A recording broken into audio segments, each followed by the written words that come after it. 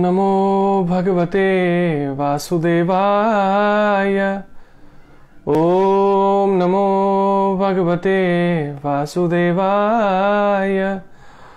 ओम नमो भगवते वासुदेवाय। हरे कृष्णा। आप सभी का स्वागत है भगवद गीता स्वाध्याय में। आज हम हैं भगवद गीता के 6ठे अध्याय के 35वें श्लोक में। भगवान क्या कह रहे हैं इसको समझने का प्रयास करते हैं। श्री भगवान उवाच असंशयं महाबाहो मनो दुर्निग्रहं चलम अभ्यासेन तु कौन्तेय वैराग्येन च गृह्यते। बहुत प्रसिद्ध श्लोक है ये भगवान का, और हर एक श्लोक में भगवान के हर एक संदेश में कितनी सीख छुपी हुई है। हम एक एक श्लोक को डिकोड करते जा रहे हैं, समझने का प्रयास करते जा रहे हैं। यदि आपके पास भगवद गीता है तो आप भी साथ साथ दोहरा सकते हैं, और अन्यथा सुन लेने पर भी उतना ही पुण्य है, उतना ही लाभकारी है। ये अमृत घुलता है हमारे जीवन में। श्री भगवद गीता के 6ठे अध्याय का 35वां श्लोक, चैप्टर 6 वर्स 35। श्री भगवान उवाच असंशयं महाबाहो मनो दुर्निग्रहं चलम अभ्यासेन तु कौन्तेय वैराग्येन च गृह्यते। भगवान कहते हैं, श्री भगवान ने कहा, हे महाबाहो कुंती पुत्र, निसंदेह चंचल मन को वश में करना अत्यंत कठिन है। ये भगवान भी मान रहे हैं, किंतु उपयुक्त अभ्यास द्वारा तथा विरक्ति द्वारा ऐसा संभव है। फिर से समझिए, भगवान श्री कृष्ण ने कहा, हे महाबाहो कुंती पुत्र। भगवान जब भी किसी को किसी से खासकर अर्जुन को जब मोटिवेट कर रहे हैं, उनको सत्य से परिचित करा रहे हैं, उनकी खोई हुई शक्तियों को, चूंकि अर्जुन कोई साधारण व्यक्ति नहीं थे, वो एक बहुत ही वीर योद्धा थे जिन्होंने शिवजी को भी हरा दिया था, और शिवजी इस बात से प्रसन्न होकर उन्हें उल्टा वरदान देते हैं, है ना। तो वैसा कोई कायर व्यक्ति नहीं था, कोई कमजोर व्यक्ति नहीं था। ऐसा अर्जुन भी डिप्रेस्ड हो जाता है, स्ट्रेस्ड हो जाता है। पहले अध्याय का ही नाम है अर्जुन विषाद योग। वैसी स्थिति में जाने के कारण वो उसके अलग अलग लक्षण प्रकट होते हैं। किस तरह व्यक्ति स्ट्रेस और डिप्रेस्ड होता है तो उसके कैसे कैसे बॉडी लैंग्वेज हो जाते हैं, उसकी वाणी कैसे हो जाती है, वो सारे लक्षण उनमें दिख रहे थे। और भगवान चूंकि इन सब चीजों से आसक्त नहीं होते हैं, सुख और दुख से, इसलिए वो बहुत ऊपर थे, इसलिए वो मुस्कुराते हुए जवाब दे रहे हैं। और यहाँ पर भगवान को लगा कि थोड़ी सी मोटिवेशन की जरूरत है अर्जुन को, इसलिए कहते हैं महाबाहो, मतलब जिसकी जो भुजाएं हैं वो साधारण नहीं है, बहुत ही असाधारण है, वीर की भुजाएं हैं। महाबाहो कुंती पुत्र, और याद भी दिलाते हैं कि तुम्हारा जो विरासत है वो बहुत महान है, तुम साधारण नहीं हो, तुम कुंती पुत्र हो। निसंदेह चंचल मन को वश में करना अत्यंत कठिन है, ये भगवान भी मान रहे हैं। अच्छा, ये भगवान क्यों जवाब दे रहे हैं, उसके लिए हमें पहले श्लोक जो हमने आज से पहले किया था, उसमें भगवान क्या कह रहे हैं। 6ठे अध्याय की 34वें श्लोक में, चंचल ही मरा कृष्णा प्रमाति बलभद्रढ़ तस्याहम निग्रहम मन्ये वायोरीव सुदुष्करम। अर्जुन कह रहे हैं, हे कृष्ण, चूंकि मन चंचल, उच्छृंखल, चंचल मतलब अस्थिर, अनस्टेबल, उच्छृंखल मतलब अपनी मनमर्जी करने वाला, अपनी मनमानी करने वाला, इसको उच्छृंखल मन करता है। मतलब जो मन में आता है कर देता है व्हिम्सिकली, वो सच है, सही है, गलत है, उसका विवेक किए बिना हठीला, जिद ठान लेता है किसी भी चीज को करने के लिए, चाहे वो गलत भी क्यों ना हो, तथा अत्यंत बलवान है। बलवान नहीं होता तो मन से लोग क्यों हार जाते हैं। हरे कृष्णा पूनम जी, हरे कृष्णा रानी जी, हरे कृष्णा कौशल प्रभु, आप सभी का स्वागत है। अर्जुन कह रहे हैं, हे कृष्ण, चूंकि मन चंचल, उच्छृंखल, हठीला तथा अत्यंत बलवान है, अतः मुझे इसे वश में करना वायु को वश में करने से भी अधिक कठिन लगता है। तो ये प्रश्न है अर्जुन का। तो अगले श्लोक में भगवान क्या कह रहे हैं, हे महाबाहो कुंती पुत्र, निसंदेह, अनडाउटली, चंचल मन को वश में करना अत्यंत कठिन है। ये भगवान भी एडमिट कर रहे, भगवान ये नहीं कह रहे हैं ये गलत बात है, ये तुम ऐसे, तुम्हारे साथ ऐसा क्यों हो रहा है, कुछ तो गड़बड़ है। नहीं, भगवान मान रहे हैं, स्वीकार कर रहे हैं कि yes mind is like that. किंतु भगवान उपाय क्या बता रहे हैं, उपयुक्त अभ्यास से, यानी जो भी कुछ डिसिप्लिन है उसका अभ्यास करते हुए तथा विरक्ति द्वारा, यानी कुछ डिटैचमेंट के द्वारा, और वो आर्ट ऑफ डिटैचमेंट सिखाती है भगवद गीता में धीरे धीरे। सो उपयुक्त अभ्यास यानी कुछ जो डिसिप्लिन है उसको अपनाकर तथा डिटैचमेंट द्वारा, आर्ट ऑफ डिटैचमेंट डेवलप करके ऐसा संभव है। क्या संभव है, मन को वश में करना, चंचल मन को वश में करना। सो तात्पर्य श्रील प्रभुपाद द्वारा, श्रील प्रभुपाद की जय। सो गुरुजनों को प्रार्थना पहले, उसके बाद हम तात्पर्य समझने का प्रयास करेंगे। ओम अज्ञानतिमिरान्धस्य ज्ञानाञ्जनशलाकया चक्षुरुन्मिलितं येन तस्मै श्रीगुरुवे नमः। वाञ्छाकल्पतरुभ्यश्च कृपासिन्धुभ्य एव च पतितानां पावनेभ्यो वैष्णवेभ्यो नमो नमः। जय श्री कृष्ण चैतन्य प्रभु नित्यानंद, श्री अद्वैत गदाधर श्रीवासादि गौर भक्तवृंद। हरे कृष्णा कृष्ण कृष्णा हरे हरे, हरे राम राम राम हरे हरे। नमो विष्णुपदाय कृष्ण पृष्ठाय भूतले श्रीमते भक्ति वेदांत स्वामिनिति नामिने। नमस्ते सरस्वती देवी गौरवाणी प्रचारिणे, निर्विशेषा शून्यवादी पाश्चात्य देशतारिणे। हरे कृष्णा। आप सभी का पुनः स्वागत है। तात्पर्य, अर्जुन द्वारा व्यक्त इस हठीले मन को वश में करने की कठिनाई को भगवान स्वीकार करते हैं। जैसा हमने पहले भी चर्चा किया कि भगवान भी स्वीकार करते हैं कि यह मन बहुत बदमाश है, हठीला है, किंतु साथ ही वे सुझाते हैं कि अभ्यास तथा वैराग्य द्वारा यह संभव है ना। अब ये क्या अभ्यास है और क्या वैराग्य है, इसको समझने का प्रयास करेंगे, क्योंकि ये सब चीजें कई बार हो सकती है कि हमारे लिए सुनी सुनाई हो, पहले भी हमें बताया गया हो, वैराग्य है ना धारण करना चाहिए, अभ्यास करना चाहिए, लेकिन ये केवल थ्योरी बनकर रह गया है। प्रैक्टिकली जीवन में कैसे अभ्यास और वैराग्य अपनाया जाए, आज इसको समझने का प्रयास करेंगे ताकि ये सहज हो जाए। जैसे बचपन से हम डेली दांत साफ करते आए तो अब कठिन नहीं लगता, आप किसी को प्रश्न नहीं करते कि डेली दांत क्यों साफ करना पड़ता है। हाँ, जब हम बचपन में थे तो ये एक अभ्यास, ये एक रिचुअल अजीब जैसा लगता था कि बिना ब्रश किए हुए क्या हो जाएगा।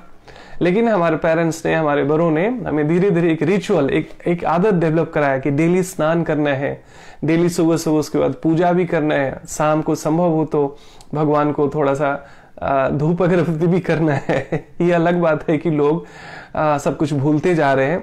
देखिए, हर एक व्यक्ति संसार में सुखी रहना चाहता है, हर एक व्यक्ति संसार में सुख से जीना चाहता है, कोई दुख नहीं चाहता, लेकिन उसके उपाय करने को तैयार नहीं है वो।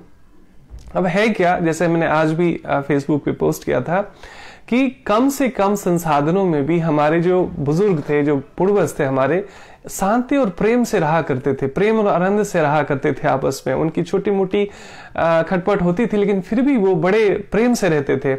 आज देखिए, हम सेल्फ डिपेंडेंट है, आज हमारे घरों में सारे साधन उपलब्ध है कि किसी पड़ोसी से मांगने की या सहयोग लेने की आवश्यकता नहीं पड़ती है, कुछ एक्सेप्शंस को छोड़कर। लेकिन उसके बावजूद क्या हो रहा है कि हम सेल्फ सेंटर इतने होते जा रहे हैं कि पड़ोसी के जीवन में क्या हो रहा है, पड़ोस में क्या हो रहा है, हमें कुछ खबर नहीं होती वास्तव में। उसी तरह हमारी कोई खबर नहीं लेता तो हमें लगता है अरे देखो दुनिया ऐसी स्वार्थी है, कलयुग है, किसी को फिक्र नहीं है। अरे हम कितने लोगों की फिक्र करते हैं।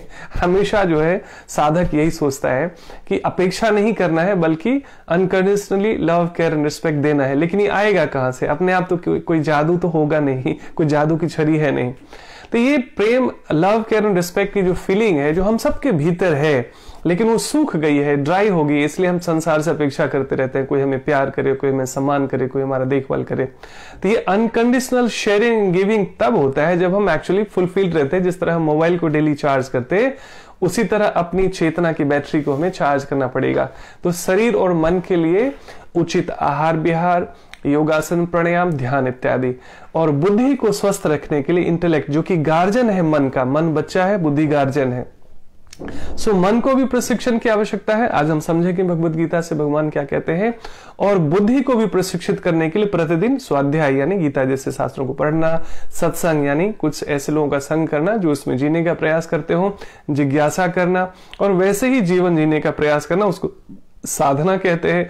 तो जिनका स्वाध्याय सत्संग साधना अच्छा रहता है, मजबूत रहता है व्यक्तिगत, तो उनका पूरा जीवन ही एक्चुअली सर्विस एटीट्यूड में हो जाता है, निष्काम सेवा में एक्चुअली बीतने लगता है।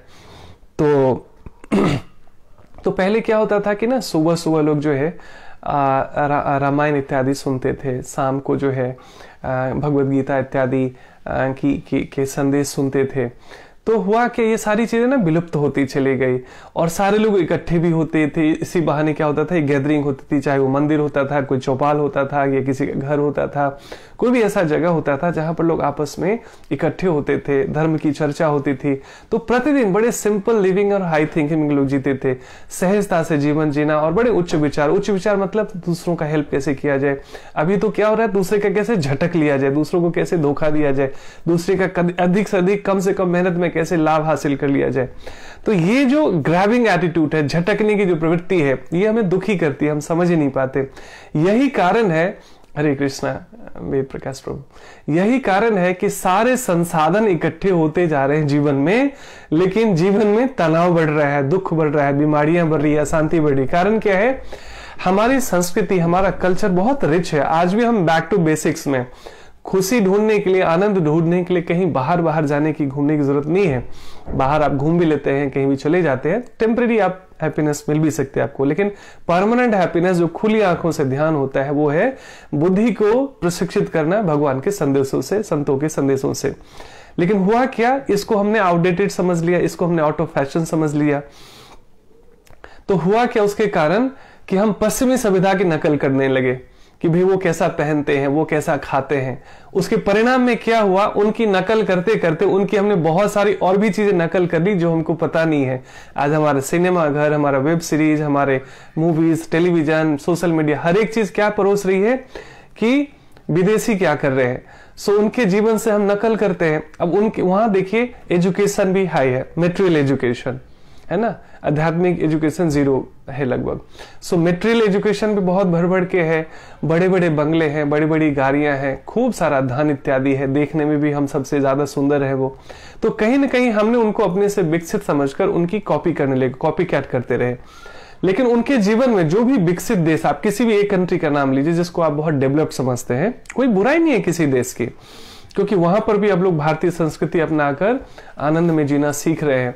लेकिन हम क्या कर रहे हैं, उनकी नकल करके क्या कर रहे हैं, उनकी खान पान, उनके जीवन शैली, उनके स्टाइल को कॉपी करते करते क्या क्या हमने उनके तनाव भी आकर्षित कर लिए, उनका स्ट्रेस डिप्रेशन भी आकर्षित कर लिया, कोर्ट केसेस है ना, और क्या कहना चाहिए, साइकेट्रिस्ट के जितने भी लाइक केसेस होते हैं, रोग व्याधियां हैं नाना प्रकार की, जो पहले नहीं होता था, ये भी हमने आकर्षित कर लिया। क्योंकि जैसी जीवन शैली हम अपनाएंगे वैसे उसका साइड इफेक्ट भी होगा, कुछ अच्छा भी होता है, कुछ बुरा भी होता है। सो हमारे भारतीय कल्चर में क्या है कि कम से कम संसाधनों में भी लोग हंसी खुशी रहते थे, प्रेम से रहते थे, बड़ी कमिटमेंट रहती थी। हमारे यहाँ इतने तलाक के केसेस नहीं होते थे, बड़े समाज से लोग डरते थे, धर्म से थोड़ा सा लोग डरते थे, भगवान से थोड़ा डरते थे, तो बड़ा सुंदर लाइफ चलता था। लेकिन अब क्या हो गया, हमने थोड़ी सी पढ़ाई कर ली, हमने सोचा कि अब तो हम एडवांस हो गए, मुक्त हो गए, ये ठीक है। एक रतन टाटा का एक बहुत सुंदर मैसेज आया था जिसमें दिखाया था उस मैसेज में कि जो कछुआ है वो अपने खोल से निकल गया है और ऊपर बैठ गया है, उसको लगता है मैं आजाद हो गया हूं इस खोल से, जबकि वो खोल क्या था, उसकी जो कवरिंग थी, सेल था, वो बेसिकली उसकी सुरक्षा कवच थी, है ना। आज महिलाओं के लिए भी देखिए, भारतीय संस्कृति में कभी नहीं कहा गया कि आत्मनिर्भर नहीं बनना चाहिए, लेकिन पुरुषों को कहा गया कि आप बाहर में काम धंधा कीजिए, आप धन एकत्रित कीजिए और परिवार गृहस्थ जीवन को अच्छे से चलाइए। और महिलाओं के लिए कहा गया कि आप खूब सुंदर उच्च शिक्षा लीजिए, लेकिन ये देखिए कि परिवार में शांति और प्रेम से कैसे रहा जाए, गृहस्थ जीवन को कैसे मजबूत किया जाए, क्योंकि महिलाएं जड़ होती है घर की, है ना, जड़ें होती है वो। जैसे जो पुरुष अगर वो तना है पेड़ का, तो महिलाएं जड़ हैं, क्योंकि उनकी वजह से वंश वृद्धि होती है, उनकी वजह से गृहस्थ जीवन होता है। अगर घर में महिलाएं ना हो तो फिर वो घर नहीं होता है, वो सारी सुविधाएं संपन्न होने के बावजूद भी। तो ये बैलेंस है पुरुष और प्रकृति के, जो नेचर है, महिला और पुरुष एक दूसरे के पूरक है, कॉम्पिटिटर नहीं है। हुआ क्या, अज्ञानता के कारण पश्चिमी सभ्यता को कॉपी करते करते हमने क्या किया, महिलाओं ने भी पुरुषों की कॉपी करनी शुरू कर दी। हम भी जॉब करेंगे जी, ठीक है। आपको लगता था कि घर में इतनी डिसिप्लिन है, अब घर में कहीं ना कहीं मान लीजिए आपको अनकंफर्टेबल हो रही थी, अब क्या हो रहा है, आप बाहर जा रहे हैं तो पुरुषों ही द्वारा शोषण हो जा रहा है। जो पुरुष आपके आजादी की ढकोसला भरी बातें कहते रहते हैं बड़े बड़े मंच से उकसाने के लिए, वही ऑफिस में क्या हो रहा है, महिलाओं के साथ। कभी घर में यहाँ तकलीफ हो रही थी तो उससे आजादी चाह रहे थे आपकी, भाई घर का ही काम क्यों करें हम, बाहर जा रहे हैं तो वहां पर पुरुषों द्वारा दोहन हो रहा है। तो कहने का मतलब क्या है, हमारी वैदिक संस्कृति कहती है कि अब देखिए, एक व्यक्ति भी कमाता है तो भी घर चल जाता है, लेकिन अगर आप दो लोगों की कमाने की अगर आदत पड़ जाए, पहले तो लोग शौक में, मेरे कई महिला मित्र हैं वो कहते मैंने तो पहले तो शौक में जॉब करना शुरू किया कि अरे हमने इतनी एजुकेशन ली है, why should I sit in the home only, so I should go out and earn money, not bad. So उससे थोड़ा सा ईगो भी पैम्पर हुआ, थोड़ा सा सोशल स्टेटस भी पैम्पर हुआ कि यस, अब घर में लोग 24 घंटे चाहे कितने भी पिस जाए, कितना भी काम कर रहे हैं, उनको लोग सोचते नहीं कि वो प्रोडक्टिव, वो काम नहीं करते।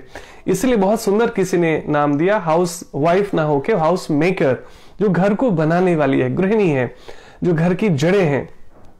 तो हुआ क्या, यहां बच्चे को लोग छोड़ देते हैं केयर टेकर हाउस में, या कोई मेड वगैरह रख लेते हैं।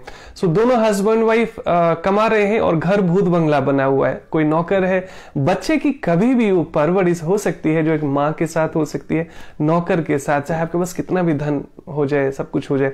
सो हुआ क्या, शुरू में तो शौक में लोग ऐसे बाहर जाना शुरू किए, बाद में मजबूरी क्या बन गई कि करोड़ों रुपए का गाड़ी लोन पे ले लिया, घर लोन पे ले लिया, और उसको चुकाने के लिए अब क्या हुआ, जो चीज फन में, मस्ती में, शौक में, है ना, टाइम पास करने के लिए शुरुआत हुई थी कि चलो थोड़ा सा जॉब करते हैं या बिजनेस करते हैं, अब क्या हुआ, वो काम करना आपके लिए जीवन भर के लिए मजबूरी हो गई, क्योंकि हमारी महत्वाकांक्षा बहुत ज्यादा हो गई। देखा देखी हमने, आजकल हर एक चीज लोन पे मिल जाता है। कहने का मतलब क्या है, balance is all about life. आप जीवन में कुछ भी करते हैं, जॉब करते हैं, बिजनेस करते हैं, घर में रहते हैं, कहीं भी रहते हैं, जो आवश्यक है, जहां जिसकी आवश्यकता है, कोई बुराई नहीं है। लेकिन पढ़ने लिखने का मतलब केवल जॉब करना ही नहीं होता। पढ़ने लिखने का मतलब ये है, पढ़ने लिखने के बावजूद भी कोई कृषि का कार्य कर सकता है, कोई गृहिणी बनी रह सकती है, कि वो बेहतर तरीके से घर को मैनेज कर सकती है। एजुकेशन का मतलब केवल पैसा कमाने या नौकरी प्राप्त करना ही मात्र नहीं। हाँ, पुरुषों के लिए मजबूरी है, जिनकी भी उनको तो गृह जीवन चलाना है, घर में चाहिए। तो होता क्या है कि हमारे जो पूर्वज थे ना, कम से कम संसाधनों में, हमें याद है, मैं आज भी समझता हूं कि मेरे फादर बहुत ज्यादा पैसा नहीं कमाते थे, लेकिन मैं जब आज भी उनकी जीवन शैली देखता हूं, वो सबसे बिंदास व्यक्ति लगते मेरे को। किंग साइज लाइफ जीते हैं वो, बिंदास, कल का कोई टेंशन नहीं। भगवान ने बहुत पैसा नहीं दिया, लेकिन उनका कोई काम रुका भी नहीं। मतलब मैं तो एक एग्जाम्पल दे रहा हूं, ऐसे बहुत सारे परिवार में मैंने देखा, अपने बच्चों को खुश रखने की कितनी जद्दोजहद होती थी। हम लोग जोड़ घटाव करते रहते हैं, we are earning 10 times 20 times more than our fathers ना, लेकिन अभी क्या हो रहा है, फिर भी उतनी आजादी से, इतने प्रेम से, इतने आनंद से, इतनी मस्ती से जैसा वो लोग जीते थे, वैसा दिखता नहीं है आज के डेट में। जबकि लगता है इतना पैसा कमा रहे, इतना बैग बैलेंस कर रहे हैं, ऑल दैट, बट कुछ चीजें मिसिंग है। तो हमारी अपनी जड़ों में फिर से वापस लौटना पड़ेगा। तो बाहरी किसी चीजों में कोई बुराई नहीं है, लेकिन हम रामायण को भूल रहे हैं, भगवत गीता को भूल रहे हैं, अपनी संस्कृति को भूल रहे हैं। इसी कारण बाहरी संसाधन तो बढ़ते जा रहे हैं, लेकिन सुख शांति गायब होती जा रही है जीवन से। तो बाहरी संसाधनों में कोई आपत्ति नहीं है, वो सारी चीजें अच्छी बात है। अगर भगवान ने आपके कर्मों में ये सारी चीजें दी हैं, व्हाई नॉट, बट हमें अपनी जड़ों में पुनः लौटना चाहिए, अपने सनातन संस्कृति को, अपने धर्म को फिर से सिंचित करके अपने जीवन के ये जो पेड़ है उसको हरा भरा करना है, ताकि हमारा गृहस्थ जीवन, बहुत सारा पैसा भी कमा लिया जाए, लेकिन आपस में तलाक के केसेस, कोर्ट के केसेस, कलह, लड़ाई झगड़े हो रहे हैं, तो क्या फायदा ऐसे पैसों का। सो बुराई पैसों में नहीं है, लेकिन थोड़ा सा हम अपने जड़ों में लौटे और अपने हम सनातन संस्कृति में जीना सीखें, जो केवल प्रशिक्षण से संभव है, आध्यात्मिक प्रशिक्षण से। हाँ, उसमें धर्म को बर्बाद करने में या भ्रमित करने में बहुत सारे नकली लोगों का भी हाथ रहा है। तथाकथित नकली साधु आ जाते हैं, वो कुप्रचार करते हैं, दुष्प्रचार करते हैं, बुरे कर्मों में लिप्त पाए जाते हैं। लेकिन एक चीज समझने की बात है, राम के समय में भी रावण जैसे लोग थे, भगवान कृष्ण के समय में भी कंस जैसे लोग थे। तो आज भी अच्छे और बुरे के उदाहरण है। रावण का उदाहरण इसलिए क्योंकि बहुत बड़े शिव भक्त थे, बहुत बड़े वेद के ज्ञानी थे, लेकिन उनके व्यवहारिक जीवन में कर्म सारे उल्टे थे, राक्षसों जैसा। इसीलिए हम उनका उदाहरण लेते हैं। कहने का मतलब यह है कि कोई व्यक्ति तथाकथित कितना धर्मात्मा हो, कोई व्यक्ति कितना विद्वान हो, लेकिन उसके व्यवहारिक डीलिंग अप्रोच में, उसके जीवन शैली में, अगर वो उसके व्यवहार और जीवन शैली प्रेरक नहीं है दूसरों के लिए, जो धर्म को बढ़ाने वाला नहीं है, तो व्यक्ति फिर, नीमा जी हरे कृष्णा, व्यक्ति फिर धर्म से भी विलग हो जाता है, धर्म से विपत हो जाता है। बैड एग्जाम्पल्स भी एक गुरु तत्व की तरह है। बैड एग्जाम्पल्स हमें बताते हैं कि हमें इन जैसा नहीं बनना है। इसका मतलब पढ़ाई नहीं छोड़ देनी है। मान लीजिए कोई स्कूल गड़बड़ है, स्कूल खराब है और कोई टीचर बेकार है, तो हम स्कूल छोड़ सकते हैं, हम टीचर छोड़ सकते हैं, पढ़ाई नहीं छोड़ते, है ना। We can change the teacher, we can change the school, but we do not leave our education, है ना, मेटेरियल लाइफ के लिए भी। वैसे ही कोई गलत है, कोई संस्थान ठीक नहीं है, कोई साधु ठीक नहीं है, आप उसको तुरंत बदल लीजिए। धर्मशास्त्र भी ऐसा कहता है, ऐसा हमें अधिकार देता है कि ऐसा कोई तथाकथित गुरु भी हो, उसको देन एंड देयर त्याग कर देना चाहिए, लेकिन धर्म शिक्षा से अलग नहीं होना चाहिए। और जब तक ऐसा कुछ गुरु नहीं बनाए तो कोई फैशन नहीं है गुरु बनाना, है ना। भगवान अपने आप व्यवस्था करते हैं, जैसे जैसे हमारे प्योरिटी आती है। तो आप शुरुआत कर सकते हैं भगवत गीता के ज्ञान को और भगवान को ही गुरु बनाकर, थोड़ा थोड़ा करके शुरू करेंगे और हमारी जिज्ञासा सच्ची होगी तो भगवान गुरु भी हमें प्रदान करते हैं, सच्चे गुरु जो हमें सही मार्ग पर ले जाते हो। आइए हम इसको समझने का प्रयास करते हैं। अब अर्जुन द्वारा व्यक्त इस हठीले मन को वश में करने की कठिनाई को भगवान स्वीकार करते हैं, किंतु साथ ही वे सुझाते हैं कि अभ्यास तथा वैराग्य द्वारा यह संभव है। यह अभ्यास क्या है? वर्तमान युग में तीर्थवास, परमात्मा का ध्यान, मन तथा इंद्रियों का निग्रह, ब्रह्मचर्य पालन, एकांतवास आदि कठोर विधि विधानों का पालन कर पाना संभव नहीं है। ये जो सेल्फ रियलाइज सोल्स होते हैं वो हमें ना शॉर्टकट बताते हैं, आसान चीज बताते हैं जो प्रैक्टिकली पॉसिबल हो।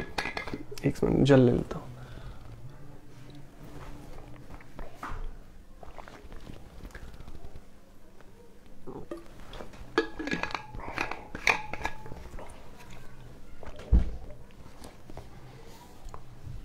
किंतु कृष्ण भावनामृत के अभ्यास से मनुष्य भगवान की नवधा भक्ति का आचरण करता है। नवधा भक्ति अर्थात 9 प्रकार की भक्ति कही गई है, जिसमें है श्रवणम, कीर्तनम, विष्णु स्मरणम। इसमें श्रवणम से पहले शुरुआत होती है। 9 प्रकार की भक्ति, अर्चनम, बंदम, साख्यम, आत्मनिवेदनम, इस तरह से 9 प्रकार की भक्ति बताई गई है।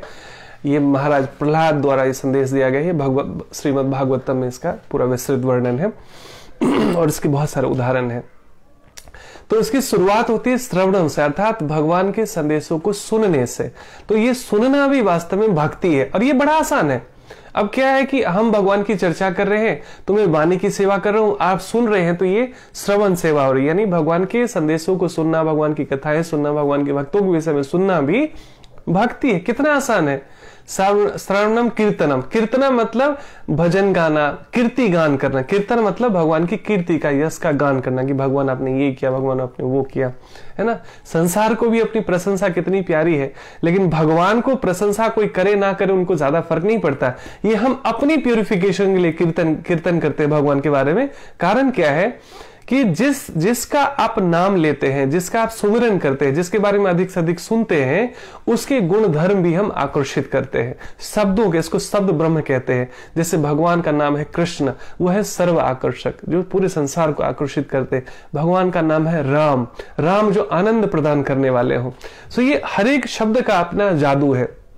तो जिस नाम से भी हम लगाव महसूस करते हैं, है ना, उसको प्रामाणिक शास्त्रों से समझते हुए धीरे धीरे जब वो नाम सुमिरन करते हैं, भगवान का भजन इत्यादि गाते हैं, जप इत्यादि करते हैं, सो भगवान के सारे गुण, सारी जो पोटेंशियल है, सारी जो ऊर्जा है ना, उनकी जितनी भी क्वालिटीज है वो हम अट्रैक्ट करते हैं वास्तव में, है ना। तो इसीलिए श्रवणम, कीर्तनम, विष्णु स्मरणम। फिर जो कोई ध्यान इत्यादि करना चाहते हैं, है ना, नाम रूप में या उनका विग्रह रूप में ध्यान कर सकते हैं। अर्चनम, वंदनम, अर्चना करना भगवान की, है ना, आरती इत्यादि करना, वंदना करना, वंदनम। साख्यम, साख्य भाव में, जैसे अर्जुन सखा भाव में है, सुदामा है सखा भाव में। सो भगवान कहते हैं ये यथामाम प्रबद्धन्ते, जो मुझे जिस भाव से स्मरण करता है मैं वैसे ही आदान प्रदान करता हूँ। सी भगवान स्वयं ही बताते हैं। तो हम भगवान को मित्र के रूप में, पिता के रूप में, माता के रूप में, सखा के रूप में, जिस रूप में भी हम भगवान को याद करते हैं वास्तव में, सो भगवान उसी तरीके से आदान प्रदान करते हैं, हमारे साथ नित्य लीलाएं करते हैं। अब जैसे एक वात्सल्य रस है, वात्सल्य रस है जैसे यशोदा है, नंद और यशोदा है, ये वात्सल्य रस में है। यशोदा माता को कोई आता है कि अरे कृष्ण कोई साधारण व्यक्ति नहीं है, ये भगवान है, ये ऐसे ऐसे चमत्कार करता है, बड़े बड़े राक्षसों को मार देता है।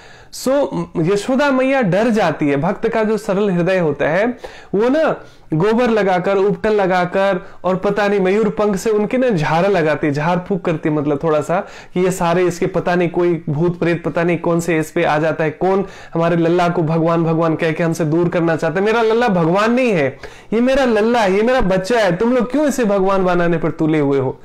सो मां जानकर भी अनजान बनी हुई है। लल्ला मिट्टी खाता है ना। शिकायत करते हैं बलराम जी की मैया इसने मिट्टी खाई है, और लल्ला को कहते हैं मुंह खोल। मुंह खोलते ही मिट्टी क्या पूरा ब्रह्मांड दिख जाता है, और उसमें से मां भी दिख जाती है और कृष्ण भी दिख जाते हैं, और मैया चक्कर खाकर बेहोश हो जाती है कि ये क्या देख रहा हूं मैं, ये क्या हो रहा है, कौन सा जादू टोना हो रहा है। मां समझ नहीं पाती, बड़ी सरल हृदय है ना। और भगवान ऐसे सरल हृदय भक्तों से बड़े प्रसन्न होते हैं। उनको कोई 56 भोग लगाए, बड़ा आडंबर करे, उससे भगवान को कोई लेना देना नहीं। हम भगवान को बाहरी पदार्थ से क्या इंप्रेस कर सकते हैं। सो भावग्राही जनार्दन, एक्चुअली भगवान हमारा प्रेम देखते हैं और अभिभूत हो जाते हैं। सो वास्तव में इसलिए छल का विषय नहीं है, छल का मार्ग नहीं है भक्ति योग। वास्तव में यहाँ तो पूरा हृदय एकदम खोल देना चाहिए भगवान के पास कि भगवान आपको पता है मैं कितना असली हूं, मैं कितना नकली हूं। संसार के सामने तो हम प्रेजेंटेबल रहते हैं, अच्छा अच्छा बनने का नकलीपन ओढ़े रहते हैं, लेकिन आपसे क्या छुपा हुआ। आप हमारे हृदय में रहते हैं, आप हमारे हृदय के सारे विकार को जानते हैं। सो आप ही मेरे बस की बात नहीं है, आप ही हमें प्रेरित कीजिए हे प्रभु कि मेरे हृदय के सारे विकार जो है वो दूर हो जाए, और आप हमारे जीवन में अपने नित्य लीलाओं का हमें आस्वादन करा सके। यही एकमात्र अभिलाषा है कि आपकी अहेतु कृपा और अहेतु की प्रेम मिल सके, है ना। यही सच्ची प्रार्थना होनी चाहिए भगवान से। तो माँ जैसे ही बेहोश होकर उनकी आंखें खुलती है, कई लोग पानी छिड़कते हैं कि अरे क्या हो गया मैया को। सो भगवान समझ जाते हैं कि मैया को अगर पता चल गया कि मैं भगवान हूं तो ये लीलाओं का आस्वादन नहीं कर पाऊंगा। माँ कान पकड़ती है, छड़ी लेकर जो है ना उनको पीछे पीछे भागते हैं, तो पीछे पीछे भागते हैं, उनको रस्सी से बांध देते हैं, है ना। माखन चोरी कर लेते हैं तो जो है वहां की ग्वालिन है वो शिकायत करने के लिए आती है। और ये भी लीलाएं हैं वास्तव में। भगवान जो साधारण जो बुद्धि के लोग हैं, जो भक्ति में नहीं है, उनको लगेगा अरे भगवान होके चोरी करते हैं, गोपियों का वस्त्र हरण करते हैं। सो ये हम अपनी सीमित बुद्धि से भगवान को समझने का, उस असीमित भगवान को समझने का प्रयास कर रहे हैं। सो भगवान को समझने के लिए वास्तव में हमें शुद्ध भक्तों से श्रवण करना चाहिए और प्रामाणिक शास्त्रों का अध्ययन करना चाहिए। भगवान को समझने के लिए हमें भगवद गीता पढ़ना चाहिए। केवल जो इधर उधर कहीं सुनाई कथा इत्यादि है उसी में उलझना नहीं चाहिए वास्तव में। समंद्र मिश्रा प्रभु, हरिओम, हरे कृष्णा। सो कहने का मतलब क्या है, जैसे ही मैया फिर होश में आती है, भगवान सारी स्मृति हटा देते हैं। मैया को कुछ याद नहीं आता है, मैया को लगता है ना मैं कुछ सपना देख रहा था, और फिर से वो बहुत ज्यादा जोर से गले लगाती है भगवान को और खूब सारा ढेर सारा प्यार करती है। सो मथुरा के लोग, वृंदावन के लोग ये मानने के लिए तैयार नहीं है कि भगवान है। कहता है अरे ये मेरा लल्ला है, ये मेरा दोस्त है, ये मेरा सखा है ना, मेरा ये है, मेरा वो है। मतलब दुनिया उनको भगवान मानती है, लेकिन प्रेम की इतनी पराकाष्ठा है। कबीर जी भी कहते हैं गोपियों के प्रेम के बारे में, सामान्य बुद्धि से हम गोपियों के प्रेम को समझने का प्रयास करते हैं वास्तव में। और ये शास्त्र कहते हैं, शास्त्र का प्रमाण है, जितनी भी गोपियां थी, जितनी गोपियों के साथ भगवान लीलाएं करते हैं, ये पिछले जीवन में सारे हजारों वर्ष तक तपस्या करने वाले साधु ऋषि मुनि थे, जो भगवान से प्रार्थना करते कि हे प्रभु हजार वर्ष तपस्या करता हूं, तब आप एक बार झलक दिखा के, एक बार दर्शन देके और फिर आप चले जाते हैं, तो मैं तो अतृप्त ही रहता हूं। ऐसा कब होगा कि पूरे जीवन हम आपके पीठ पे चले, हम आपके सखा बने, अनिल प्रभु राधे राधे, हरे कृष्णा, है ना। आपके साथ हम नित्य लीलाओं में हम सहयोगी बन सकें, भागी बन सकें, ऐसा कब होगा? तो उन्हीं प्रार्थनाओं को, जिनके पास भी योग्यता थी, पात्रता थी, सच्ची प्रार्थनाएं थी जिन जिनके जीवन में, उसी को ही भगवान कभी सखा के रूप में, कोई पार्षद के रूप में, कोई गोपी के रूप में, कोई माता पिता के रूप में, ये सारे भक्त हैं भगवान के, है ना। भगवान की लीलाओं में माता पिता भी बनना अनेक अनेक जन्मों की तपस्या होती है, तब भगवान माता पिता के रूप में, है ना, पति पत्नी के रूप में, पुत्र के रूप में, सखा के रूप में प्रकट होते हैं। सो भगवान की, हरे कृष्णा दिव्या, सो भगवान की लीलाओं को समझने के लिए वास्तव में हमें इधर उधर के संदेशों से नहीं, बल्कि भगवान के शुद्ध भक्तों से समझने का प्रयास करना चाहिए। और भगवान को समझने का सही जो प्रमाणिक स्रोत है वो है भगवद गीता। तो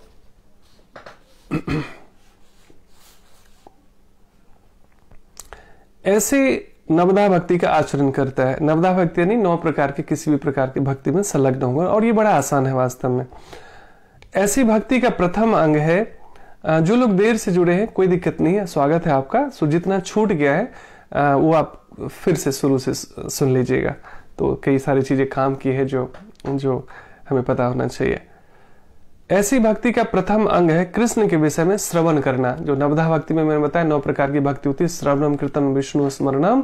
तो सबसे पहले श्रवणम से शुरू होती है, भगवान के विषय में सुनना। सबसे पहले पूरे जीवन कोई कितना भी पूजा पाठ इत्यादि करते रह जाए, लेकिन भगवान के विषय में अगर सुनने की आदत नहीं डेवलप करी तो भक्ति में एक्चुअली प्रगति नहीं होता, वो पहली कक्षा में रह जाते पूरे जीवन, है ना।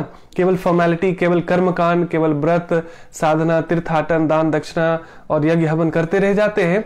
कॉन्शियसनेस में कोई परिवर्तन नहीं आता, वही गुस्सा, वही तनाव, वही चिंता, चाहे वो 20 साल पहले भी थी और 20 साल आगे भी अगर ऐसा ही चलता रहा, अगर भगवान के विषय में ठीक से सुनते नहीं प्रतिदिन, तो व्यवहार में परिवर्तन नहीं आता। व्यवहार में इसलिए परिवर्तन नहीं आता क्योंकि चेतना में कोई परिवर्तन नहीं आया है। सो इनर प्यूरिफिकेशन के लिए शुरुआत होती है श्रवणम से, सुनने से। सो अधिक से अधिक भगवान के संदेशों को सुनना, भगवान की लीलाओं को सुनना, और इससे धीरे धीरे हम भगवान से अपने अंतरंग संबंध को पुनः समझ पाते हैं, और फिर जीवन के केंद्र में एकमात्र भगवान को स्थान देते हैं, बाकी सब साइड में रहता है। उतना ही मनुष्य कृष्ण के विषय में, हाँ, मन को समस्त प्रकार की दुश्चिंताओं से शुद्ध करने के लिए यह परम शक्तिशाली एवं दिव्य विधि है। क्या? भगवान के विषय में अधिक से अधिक सुनना प्रमाणिक स्रोत से।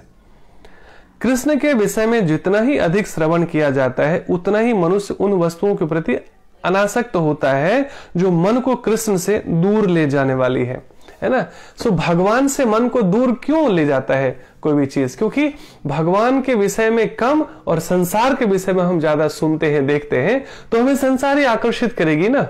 और भगवान के विषय में अधिक से अधिक सुनेंगे, अधिक से अधिक पढ़ेंगे, अधिक से अधिक संग करेंगे, तो हमें भगवान आकर्षित करेंगे। सो बिल्कुल सीधा सा विज्ञान है, जिसका अधिक संग करेगी आंख और कान, वो हमें ज्यादा खींचेगी अपनी तरफ। तो संसार में क्या है? दुखालयम आशाश्वतम, ये दुखों का घर है भगवान कहते हैं, है ना, जो टेम्परेरी भी है। ये कुछ भी फिक्स नहीं है, यहाँ पर कुछ भी परमानेंट नहीं है, चाहे आपका रंग रूप हो, चाहे आपका धन दौलत हो, कुछ भी संसार में, है ना, सगे संबंधी हो, nothing is permanent here except soul and supreme soul.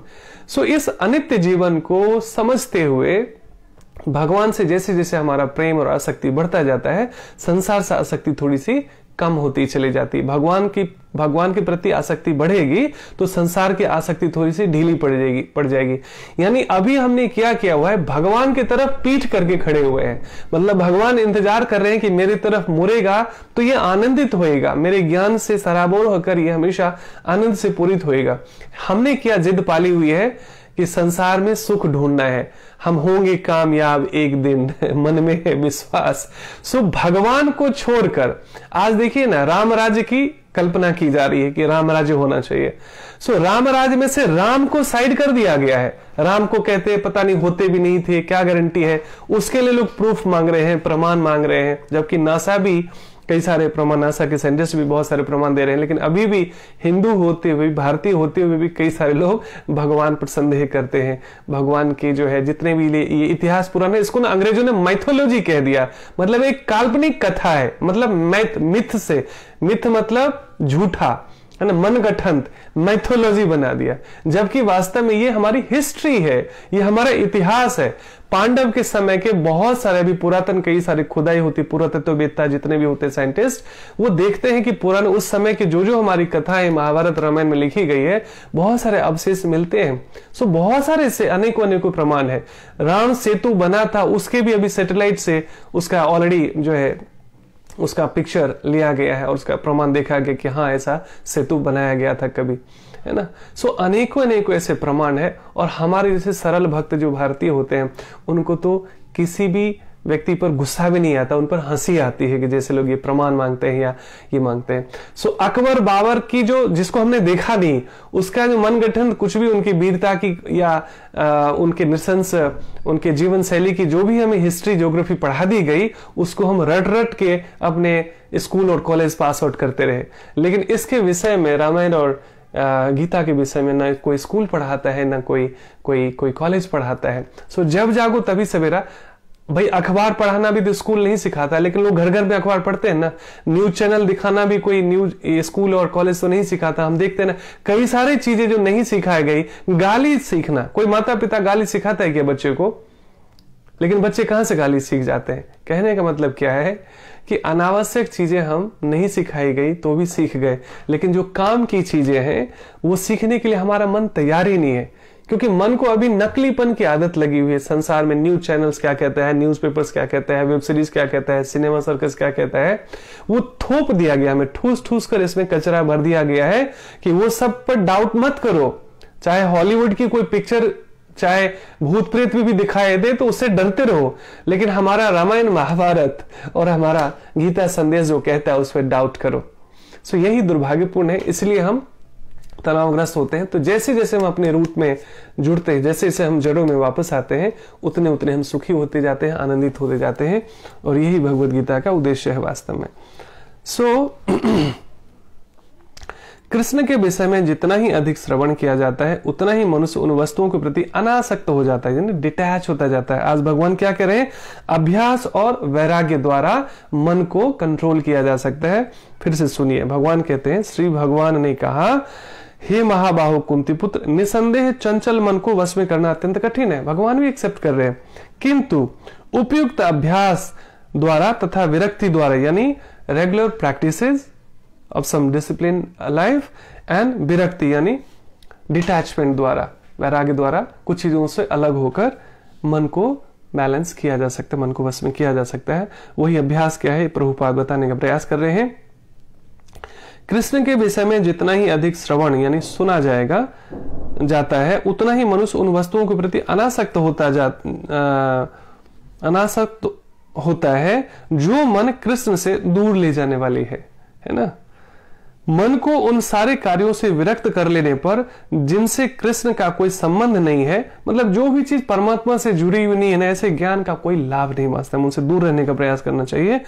मनुष्य सुगमता पूर्वक वैराग्य सीख जाता है। वैराग्य क्या होता है? विशिष्ट रूपेण राग, मतलब किसी से इतना प्रेम हो जाना कि बाकी सारी चीजें फीकी लगने लगे। सो परमात्मा से इतना प्रेम हो जाए, और ये अपने आप जादू होता नहीं है।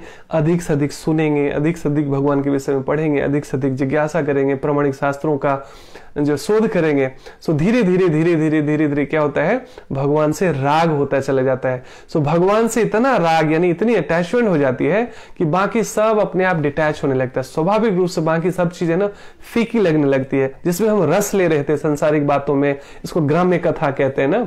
ग्राम्य कथा न सुनवे न कहिवे, चैतन्य महाप्रभु कहते थे कि जो भगवान को छोड़कर दुनियादारी की इधर उधर की जितनी बातें हैं ना, उसको ग्राम्य कथा है। उसको ना सुनना चाहिए ना उसे बोलना चाहिए वास्तव में, है ना। सो गार्बेज इन गार्बेज आउट। सो अभी क्या है? नेक्टर इन नेक्टर आउट। तो हम भगवान के विषय में अधिक सुनेंगे, पढ़ेंगे, जिज्ञासा करेंगे तो वैसे ही चीज निकलेगी ना। तो वही चीज जो है, भगवान चूंकि आनंद के सागर है, तो भगवान से जुड़ी हुई रत्ती भर भी चीज भी हमें आनंद दे जाती है, और संसार की रत्ती भर चीज भी हमें विचलित कर जाती है। सो चॉइस बिल्कुल सीधा सा है कि हमें आनंद चाहिए या संसार का सूखा रस चाहिए। इसको मैंने पहले भी कहा था, शास्त्रों में कहा गया अनुकूल से संकल्प प्रतिकूल से वर्जनम। जो भगवान से जोड़ने वाली जितनी भी चीज है ना, उनसे उनका संकल्प लेना, भले ही वो कठिन लगता हो। और प्रतिकूल से वर्जनम, जो भी भगवान से दूर ले जाने वाली चीज है, स्वाध्याय सत्संग साधना और भगवान से दूर ले जाने वाली चीज है, प्रतिकूल से वर्जनम, उन चीजों से दूर रहने का संकल्प लेना, उसको वर्जित करना, भले वो बड़ा फेवरेट हो आपका, है ना। सो अनुकूल से संकल्प प्रतिकूल से वर्जनम, ये है भक्ति का मार्ग वास्तव में, अध्यात्म का मार्ग या आनंद का मार्ग भी। भक्ति मार्ग कहने का मतलब आनंद का मार्ग भी कह सकते हैं। और भक्ति और शुद्ध भक्ति में मैंने कई बार अंतर बताया था। साधु बताते हैं भक्ति मतलब पूरे संसार को प्राप्त करने के लिए, संसार के सुखों को प्राप्त करने हेतु जब हम प्रार्थना करते हैं, कोई बुराई नहीं है उसमें, लेकिन ये कच्ची भक्ति है, बिगिनर्स के लिए, क्लास 1-2 के बच्चों जैसे डिमांड्स है, तो वो भक्ति है जहां संसार चाहिए, इसके लिए हम भगवान के पास जाते हैं।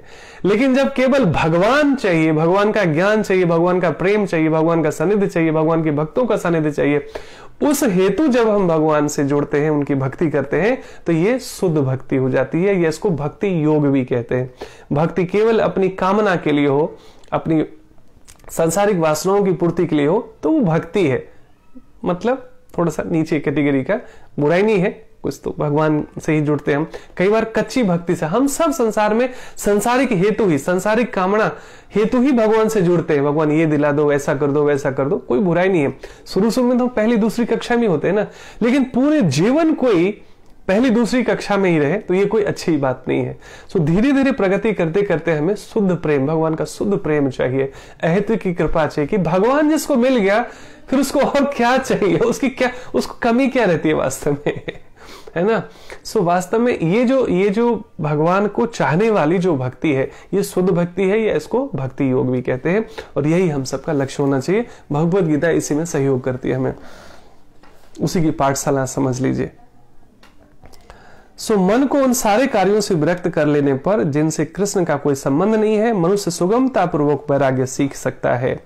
वैराग्य का अर्थ है पदार्थ से विरक्ति और मन का आत्मा में प्रवृत्ति होना, है ना। मतलब सांसारिक चीजों से डिटैचमेंट और सोल एंड सुप्रीम सोल के प्रति अटैचमेंट। निर्विशेष आध्यात्मिक विरक्ति कृष्ण के कार्यकलापों में मन को लगाने की अपेक्षा अधिक कठिन है। सो वास्तव में जितनी भी साधनाएं हैं, है ना, संसार से दूर रहने के लिए, उसमें भी एक अटैचमेंट है। मैंने घर छोड़ दिया जी, मैंने पत्नी छोड़ दिया जी, मैंने धन छोड़ दिया जी, मैंने बिजनेस छोड़ दिया जी, मैंने इतना दान कर दिया जी, मैंने सबका त्याग कर दिया और हिमालय पे आगे तपस्या करने के लिए। इसका भी एक अहंकार हो जाता है, त्याग का भी अहंकार हो जाता है। लेकिन भगवान के शुद्ध भक्त समझते हैं कि मैं तो एक मिट्टी का ढेला भी लेके आया नहीं था संसार से, खाली हाथ आया था और जाऊंगा भी खाली हाथ ही। सो जो लिया यहीं पे लिया, यहीं से लिया, जो दिया यहीं से लिया, तो सब कुछ तो दिया हुआ भगवान का है। तो मैं का भी अहंकार खत्म हो जाता है। दानी होने का या दाता होने का या सेवक इत्यादि होने का या समाज सेवी होने का भी अहंकार खत्म हो जाता है। यद्यपि कहना बहुत आसान है, it's a practice, long practice. So लगातार जब हम स्वाध्याय सत्संग साधना से जुड़ते हैं तो अपने आप ये सब चीजें समझ में आने लगती है।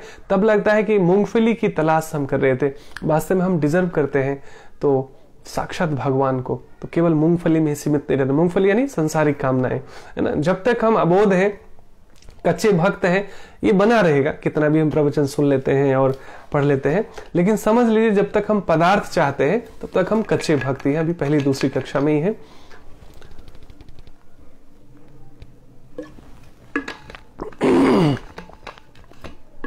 और जैसे ही हमारी कामना पदार्थ से परमात्मा की तरफ प्रगति करती है तो समझिए हम सही प्रगति कर रहे हैं, ऊंची कक्षा में जा रहे हैं। यह व्यवहारिक है क्योंकि कृष्ण के विषय में श्रवण करने से मनुष्य स्वतः परमात्मा के प्रति आसक्त हो जाता है। आप जितने दिन से भी सुन रहे हैं, आपको क्यों अच्छा लग रहा है? क्योंकि ये आत्मा की खुराक है, आपकी आत्मा को अच्छा लगता है। अभी तक आपने अच्छे से भोजन दे दिए, कपड़े दे दिए, गहने दे दिए, सारी सुख सुविधा आपने भोग ली, लेकिन फिर भी लग रहा था जीवन में कुछ तो अधूरापन है, कुछ तो खाली है, कुछ तो मिसिंग है। लेकिन ये सुन के, भगवान के विषय में सुन के क्यों अच्छा लग रहा है? क्योंकि जन्म जन्म से आत्मा प्यासी है इस ज्ञान की, इस प्रेम की। ये सच्चा सुख है वास्तव में, ये आत्मा का भोजन है वास्तव में, ये मन बुद्धि और आत्मा की खुराक है ना, परमात्मा का भोजन। तो यही वास्तव में हर तरीके से हमें परमात्मा को उपलब्ध कराती है और सांसारिक सच्चे जो आनंद है उससे भी परिचित कराती है। यह आसक्ति परेशानुभूति या आध्यात्मिक तुष्टि कहलाती है, जिसकी मैं अभी चर्चा कर रहा था। ये जो भगवान से, भक्तों से, भगवान के ज्ञान से जो आसक्ति होती है, वास्तव में ये आध्यात्मिक तुष्टि कही जाती है। कैसे? जैसे आप भोजन करते हैं और आपका पेट भर जाता है, तो किसी को पता चले न चले, आपको पता चलता है कि अरे अब मैं तृप्त हो गया हूं। अब कोई मेरे को रसगुल्ला भी दे देना, अब मेरे को रसमलाई भी ला के देना, आप कोई गाजर का हलवा भी लेके आए ना। यद्यपि अब तो सीजन बीत चुका है गाजर का हलवा का, अभी भी लेकिन गाजर थोड़ा बहुत मिलता है, लेकिन अभी सीजन नहीं है शायद। मैं एग्जाम्पल दे रहा था क्योंकि मेरा मीठा पसंद है। तो कहने का मतलब ना, एक समय आता है, जैसे हम लोगों के कल सेलिब्रेशन था, वैसे तो अभी आने वाला है गौर पूर्णिमा। गौर पूर्णिमा जब भगवान चैतन्य महाप्रभु का जन्म दिवस मनाते हैं, बर्थडे मनाते हैं, उसको गौर पूर्णिमा कहा जाता है। सो उसका सेलिब्रेशन हुआ था कल नजबोर्ड इस्कॉन सेंटर में। सो हम लोग सेलिब्रेट कर रहे थे। सो इतने प्रकार के, मतलब बहुत सारे लोग थे और बहुत सारे लोग प्रसाद बना बनाकर 56 भोग लगाए थे अपने अपने घरों से। बड़ा कॉम्पिटिशन होता है कि मैं भगवान के लिए ये बना के ले जाऊंगा, वो बना के ले जाऊंगा ना, भगवान को इंप्रेस करने की पूरी चेष्टा होती है। सो उसमें क्या होता है, इतने प्रसाद थे और आपका पेट लिमिटेड होता है, आप कितना खा लोगे, कितना खा लोगे आप। सो एक बार भर जाने के बाद लगता है, कोई कहता है अरे प्रभु जी थोड़ा सा खीर ले लीजिए, थोड़ा सा, नहीं लगता है, बिल्कुल एकदम छक्के खा चुके, अब बिल्कुल जगह नहीं है। सो ये खुद पता चलता है, सामने वाले को पता नहीं है। तो उसी तरीके से जब ये आध्यात्मिक तुष्टि है, अधिक से अधिक हम भगवान के विषय में सुनते हैं। प्रीति जी, हरे कृष्णा, आपका स्वागत है। सो ये जो तुष्टि है ना, ये आत्मा को ही पता चलता है, ये आत्मा तुष्टि कहते हैं इसको, ये खुद पता चलता है, इसको किसी को एक्सप्लेन करना बहुत मुश्किल है। ये जो आध्यात्मिक आनंद है ना, इसको बताना बहुत कठिन है, इसकी चर्चा करना बहुत कठिन है, इसको एक्सप्रेस करना बहुत कठिन है। ये स्वयं ही व्यक्ति समझ सकता है वास्तव में, और ये होता है, ऐसा विश्वास कीजिए, ऐसी तुष्टि होती है बार बार जो प्रतिदिन हम जब परमात्मा के विषय में सुनते हैं, पढ़ते हैं, जिज्ञासा करते हैं, तो धीरे धीरे हम उनसे आसक्त होते जाते हैं और आत्मा तुष्ट होती है। इसलिए फिर ना, जब भीतर तुष्ट होते हैं हम ना, तो बाहर सब कुछ हरा हरा लगता है। जब हम भीतर आनंदित रहते हैं तो बाहर भी सब कुछ हरा हरा अच्छा लगता है। लेकिन बाहर कितना भी सुख सुविधा संसाधन हो, अच्छा हो, लेकिन आपका अंदर तुष्ट नहीं है, आपका आत्मा तुष्ट नहीं है, आप भीतर से प्रसन्न नहीं है, तो बाहरी कोई भी चीज आपको सेटिस्फाई नहीं कर पाएगी, आपको कोई रस ही नहीं आएगा उसमें। सो जब आत्मा तुष्ट हो जाती है, पर संसार भी अच्छा लगता है वास्तव में। ये उदाहरण दिया गया कई बार ना, कार और ड्राइवर का। जैसे कार जो है, ये समझिए एक बॉडी है हमारा, और जो ड्राइवर है वो हमारी आत्मा है, जो पूरे बॉडी को ड्राइव करती है। सो यदि ड्राइवर निकल जाए तो कार अपने आप चल नहीं सकती है ना। तो अब कई बार कहा जा सकता है भाई ऑटोमेटिक कार आ गई आजकल, लेकिन उस ऑटोमेटिक कार को भी चलाने के लिए कोई दूर से रिमोट दबा रहा होता है, मतलब कोई तो चाहिए होता है। उसी तरह संसार, जैसे ऑटोमेटिक चीजें चलती है, और कई बार बच्चा देखे तो कहे अरे देखो मशीन चल रहा है या कुछ चल रहा है ना। जैसे एरोप्लेन भी चले और छोटा बच्चा, उसको लगता है अरे एरोप्लेन देखो अपने आप उड़ रही है, लेकिन आप बड़े होते हैं तो आपको पता होता है कि अपने आप नहीं उड़ रही, उसको कोई उड़ाने वाला है, मतलब इसमें भी कोई पायलट है तो है। उसी तरह संसार में अपने आप, जैसे सूरज समय पे उग रही है, ऑक्सीजन मिल रहा है, हमें जल मिल रहा है, भोजन मिल रहा है ना, अन्न उग रहा है, धूप उग रही है, ये सारी चीजें कई बार लगता है ना अपने आप हो रहा है। अपने आप जो घर भी बन जाता है, क्या हम एक मकान भी बनाते हैं, उसको डिजाइनिंग करते हैं, मिस्त्री आता है, पता नहीं इंजीनियर, कितना क्या क्या चीज होता है, तब जाकर एक घर का निर्माण होता है। इस संसार का निर्माण अपने आप नहीं हो गया, कोई तो है उसका रचयिता। कितनी डिसिप्लिन रहती है, किस मौसम के बाद क्या आएगा, फिक्स है, सूरज का उगने का समय, डूबने का समय, ये सारी चीजें, हवाएं चलती है। तो कहने का मतलब क्या है, इसका भी कोई दिखता नहीं है कि कोई कंट्रोलर है। जिस तरह ऑटोमेटिक कोई कार हो, ऑटोमेटिक कोई मशीन हो, तो दिखता नहीं है, लेकिन दूर कोई ना कोई उसको ऑपरेट करने वाला होता है, चाहे वो डिजिटली कर रहा हो, रिमोट से कर रहा हो, कंप्यूटर से कर रहा हो, there is someone who is operating the system. वैसे ही वो परमात्मा हमें इन चर चक्षुओं से ना दिखाई देता हो, यद्यपि भगवान हर एक व्यक्ति के हृदय में परमात्मा को देख लेते हैं, लेकिन ही इज द ऑपरेटर, वही व्यवस्था कर रहे हैं वास्तव में। हरे कृष्णा अंजनी प्रभु। यह व्यवहारिक है क्योंकि कृष्ण के विषय में श्रवण करने से मनुष्य स्वतः परमात्मा के प्रति आसक्त हो जाता है। बड़ा सिंपल है ये ना। आपको कहे कोई हिमालय पे जाके तपस्या करो 6 साल तक, 6 दिन भी हम टिक नहीं सकते वहां पर, है ना। लेकिन कोई कहे भगवान के विषय में सुनना है, भगवान का नाम लेना है कितना आसान है। भगवान का भोग, भगवान को जो भी आप भोजन करते हैं पहले भगवान को ऑफर करके पाना है, कितना आसान है। तो भक्ति आज के समय में बड़ा सहज है ना। और नाम, केवल आपको भगवान का नाम लेना है। कहते हैं नाम और नामी में कोई भेद नहीं है। तुलसीदास कहते हैं कलयुग बस एक नाम आधारा, सुमर सुमर नर उतर ही पारा। कितना आसान है। कोई मूर्ख से मूर्ख व्यक्ति, एक बच्चा सा बच्चा व्यक्ति, एक बूढ़ा सा बूढ़ा व्यक्ति, कोई ये नहीं कह सकता कि मैं भगवान का नाम नहीं ले सकता। कितना सहज हो गया हमारे लिए तपस्या करना। लेकिन वही चीज जो है आपको कहा जाए कि ध्यान करना है ना, हिमालय पे एक पैर पर रख के बर्फ शिला पे खड़ा होना है, अग्नि जलाकर आपको तपस्या करना है, कितना कठिन हो सकता है। जो करते हैं उनको साधु बात, लेकिन हम लोग तो वैसे है नहीं। सो हमारे लिए तो भगवान का भोग लगा हुआ प्रसाद मिल जाए, भगवान का नाम ले सकते हैं, थोड़ा सा भगवान का ध्यान कर ले, है ना, भगवान की थोड़ी सी पूजा कर ले, भगवान के विषय में थोड़ा सा पढ़ ले, थोड़ा सुन ले। कितना आसान है कलयुग की साधना। और इसमें भी लोग बहाने बनाते रहते हैं। यह आसक्ति परेशानुभूति या आध्यात्मिक तुष्टि कहलाती है। यह वैसे ही है जिस तरह भोजन के प्रत्येक कौर में भूखे को तुष्टि प्राप्त होती है ना। और ये खुद ही पता चलता है। भूख लगने पर मनुष्य जितना अधिक खाता जाता है उतनी ही अधिक तुष्टि और शक्ति उसे मिलती जाती है। इसी प्रकार जितनी भूख, मतलब हमारे भी भगवान को जानने की जितनी भूख होगी उसी हिसाब से भगवान फिर रेसिप्रोकेट करते हैं। इसी प्रकार भक्ति संपन्न करने में दिव्य तुष्टि की अनुभूति होती है। दिव्य तुष्टि, डिवाइन सेटिस्फैक्शन, ये सांसारिक सेटिस्फैक्शन से अलग है। दिव्य तुष्टि हो जाने के बाद ना, ये दिव्य तुष्टि है unconditional blissfulness, actually eternal blissfulness. इसको कई बार बताना बहुत मुश्किल है ना। सांसारिक जो तुष्टि है वो अभी है, अभी नहीं है ना। लेकिन ये जो एक बार तुष्टि हो जाती है तो ये परमानेंट रहती है, ये परमानेंट सोर्स ऑफ हैप्पीनेस है वास्तव में। So this is a secret, Bhagavad Gita is a life manual and the secret of permanent happiness, है ना। अस्थायी सुख कैसे और आनंद कैसे प्राप्त किया जाए, ये सहज स्वस्थ उपलब्ध है हमारे पास। लेकिन बड़े जो भाग्यशाली होते हैं, पूर्व जन्म में उनका जो बहुत पुण्य जमा होता है, तब वास्तव में इसमें रुचि होती। नहीं तो दीपक तले अंधेरा। देखिए ना, भारतीय के घर घर में गीता होना चाहिए। एक बार तो है नहीं, जिनके पास है वो पढ़ते नहीं। मतलब सुख का खजाना छुपा हुआ हमारे घर के भीतर, और हम पूरे संसार, पूरे जीवन कहाँ कहाँ सुख ढूंढते रहते हैं। और साधु कहते हैं वो सुख ढूंढते ढूंढते व्यक्ति सूख जाता है, बट सुख ही नहीं हो पाता, क्योंकि वो गलत जगह सुख ढूंढ रहा है। उसका उदाहरण देते हैं, जैसे धान से निकाल लिया गया हो चावल, अब उसमें कोई चावल बचा हुआ नहीं है, लेकिन कोई जिद पे आ जाए, नहीं मैं इस भूसे में से चावल निकालूंगा, अरे उसमें से कुछ नहीं निकलेगा, वो सब निकल चुका है चावल। तो ये संसार से जो है ना, संसार में सुख है ही नहीं है। नानक कहते हैं दुखिया सब संसार, है ना। भगवान बुद्ध कहते हैं दुख है, दुख का कारण है, दुख का निदान है। और ऐसे मार्ग है, आध्यात्मिक मार्ग, जिससे दुखों से मुक्त हुआ जा सकता है। भगवान कहते हैं दुखालयम आशाश्वतम, है ना। और भगवान ये भी कहते हैं कि मेरा स्मरण करते हुए, है ना, सर्वधर्मान परित्यज्य मामेकम शरणम व्रज अहम त्वं सर्व पापेभ्यो मोक्षयिष्यामि मा शुचः।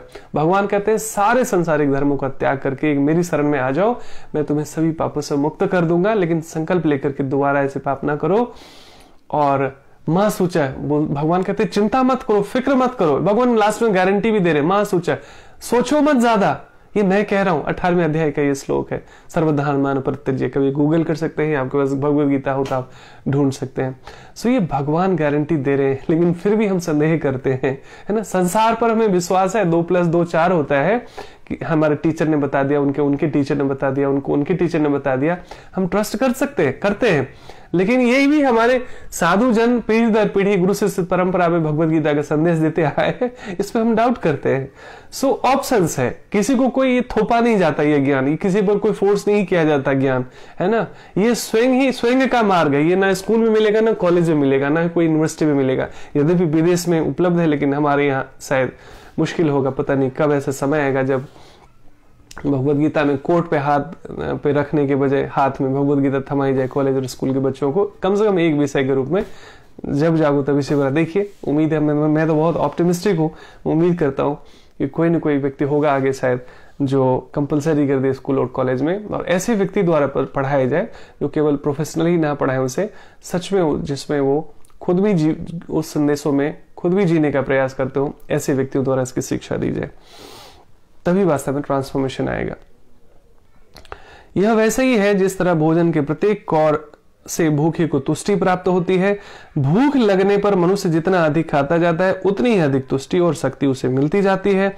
इसी प्रकार भक्ति संपन्न करने से दिव्य तुष्टि की अनुभूति होती है, क्योंकि मन भौतिक वस्तुओं से विरक्त हो जाता है ना।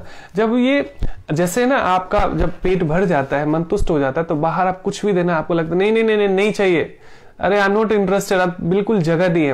वैसे ही जब आध्यात्मिक तुष्टि से, भगवान के संदेशों से, भगवान के ज्ञान से, भगवान के प्रेम से जब आत्मा तुष्ट हो जाती है, सो मन बाहरी नकली चीजों में इंटरेस्ट नहीं लेता, उसे फीका लगने लगता है। जब तक कोई ऊंचा स्वाद नहीं लगता है ना जीवन में, तब तक कोई संसारिक जो निम्न स्वाद है उसको कोई छोड़ने को तैयार नहीं होता। बच्चे के हाथ से कोई ऐसी चीज है जो उसको नुकसान पहुंचा सकती है, और या खिलौना है जो टूट गया है लेकिन उसको नुकसान पहुंचा सकती है, आप मांगेंगे उसे आ सकते हैं, वो टूट गया है खिलौना लेकिन वो आपको देगा नहीं। उसके लिए क्या करना पड़ेगा आपको, कुछ उससे कुछ बहुत अच्छी चीज है, उसको मिठाई, चॉकलेट, टॉफी, कुछ भी ऐसा देना पड़ेगा जो उसको फिर वो पुराना टूटा हुआ खिलौना छोड़ने के लिए तैयार हो जाएगा। सो वैसे ही ये वास्तव में ऊंची चीज है भगवान का ज्ञान। जैसे जैसे जैसे जैसे जैसे जैसे है ना, एक और खाते हैं तो पेट भर नहीं जाता, लगातार खाते खाते खाते पेट भरता है, तुष्ट होता है। और ऐसा भी नहीं है कि एक दिन खाना खा लिया तो दूसरे दिन से खाना छोड़ दिया।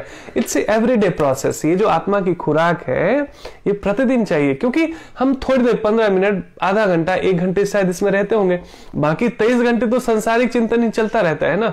सो इसकी खुराक तो बिल्कुल कम है, इसलिए हमारी आत्मा कमजोर हो चुकी है वास्तव में। इसलिए संसार का ज्ञान पे रस है, वो डोमिनेट करता है हमें, वो हावी रहता है, और इस ज्ञान पे हम डाउट करते हैं, कभी खुराक लेते भी हैं, कभी नहीं भी लेते हैं, है ना। जब बुरी हालत हो जाती है तो और धीरे धीरे, जैसे ना 1-2 दिन आप नहीं सुनते या नहीं पढ़ते ना, आपका और इंटरेस्ट खत्म होता चला जाता है। इसलिए इसको मिस नहीं करना चाहिए, है ना। सो ये इट्स एवरीडे प्रोसेस। ऐसा नहीं कि एक बार भोजन कर लिया तो बस छोड़ दिया खाना। वैसे ही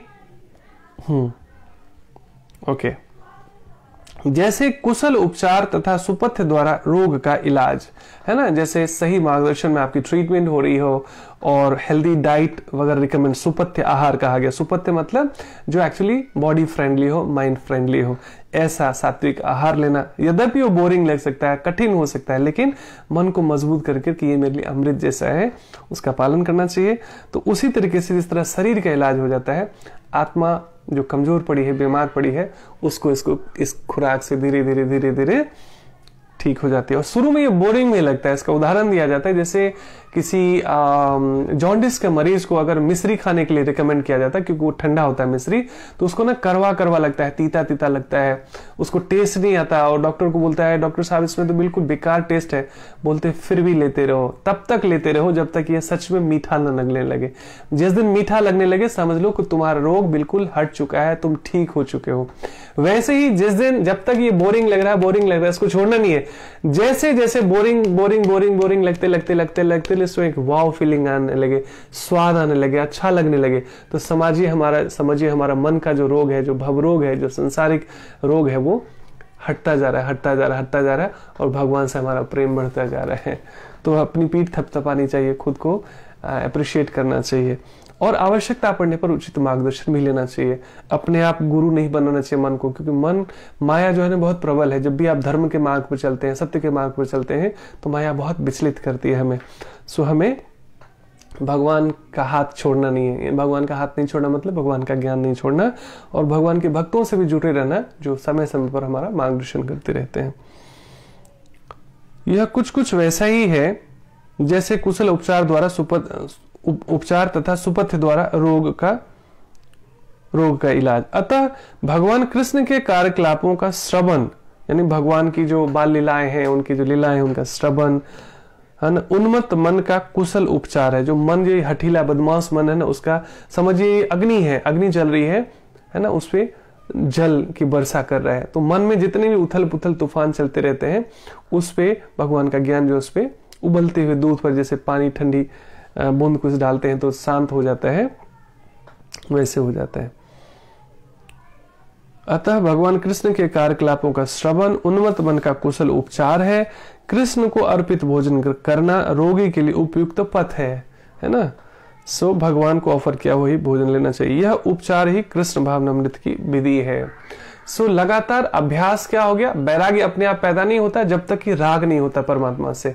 तो अभ्यास हो जाएगा, प्रतिदिन स्वाध्याय करना, सत्संग करना, साधना करना, है ना, भगवान का ही ऑफर किया हुआ भोग भगवान का ऑफर किया हुआ भोग बाद में प्रसाद के रूप में ग्रहण करना, है ना।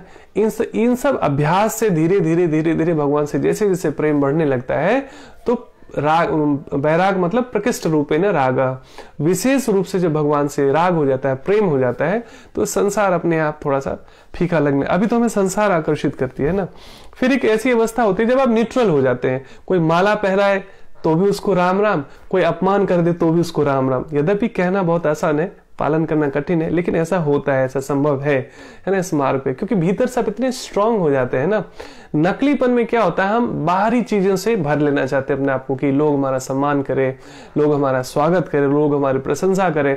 एक ऐसी स्थिति आती है, प्रशंसा करे तो भी भगवान को धन्यवाद कि मेरे में कुछ है क्या, मेरी औकात क्या है, मेरे में क्या गुण है, सारे गुण तो परमात्मा के दिए हुए हैं। धनंजय प्रभु, हरे कृष्णा, ओम। और कोई अपमान करे तो ये समझना कि भगवान हमारे सुधार के लिए हमारी परीक्षा ले रहे हैं, हमें और मजबूत बना रहे हैं। भाई असली सोने को तपाकर देखा जाता है कि कितना कैरेट है, ये कितना असली है। उसी तरह भगवान के भक्तों को शुद्ध करने के लिए माया भी नाना प्रकार के प्रलोभन फेंकती है आपके ऊपर, आपको आकर्षित करने का प्रयास करती है। लेकिन भगवान का एक बार हम चरण पकड़ लेते हैं तो संसार हमें ज्यादा आकर्षित कर नहीं पाती है, तो माया हारती है और भक्ति जीतती है ना। और कहा गया है कि जो दो जो है माया और भक्ति साथ साथ नहीं रह सकती है। माया ज्यादा आपको आकर्षित करती है तो भक्ति दूर रहती है, और भक्ति आपको आकर्षित ज्यादा करेगी तो माया आपसे दूर रहेगी। तो ये बड़ी सरल विधि है वास्तव में, है ना। हरे कृष्णा। आपके मन में कोई प्रश्न या जिज्ञासा हो तो आप मैसेज कर सकते हैं, मुझे छोड़ सकते हैं, है ना। मुझे पर्सनल मैसेज भी छोड़ सकते हैं अगर बाकी कोई जेन्युइन जिज्ञासा हो आपकी, और नहीं तो हमारे नीचे जो है इसमें कमेंट बॉक्स में कमेंट कर सकते हैं, ताकि नेक्स्ट टाइम जब भी मैं सेशन में आऊँ लाइव तो उसका आंसर कर सकूं। हम सबके जीवन में भगवान के ज्ञान का प्रकाश फैले और हमारे अज्ञानता का अंधकार दूर हो, यही बात वास्तव प्रयास है। दीप से दीप जले। जो लोग लेट से जुड़े हैं आप शुरू से सुन सकते हैं, ताकि कुछ काम की चीजें आपके जीवन में परिवर्तन ला सके, आपको भगवान से जोड़ सके, तो लगेगा सारा प्रयास सार्थक। हरे कृष्ण। आप सबका बहुत बहुत धन्यवाद।